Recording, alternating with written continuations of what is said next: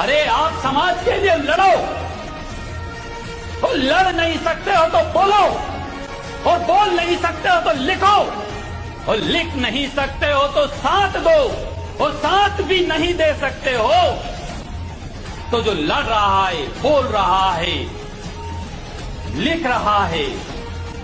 उसका मनोबल मत। चारों दिशाओं में तेज सा वो छाया, उसकी भुजाएं बदलें कथाएं, भागीरथी तेरी तरफ शिव जी चले, देख जरा ये विचित्र माया।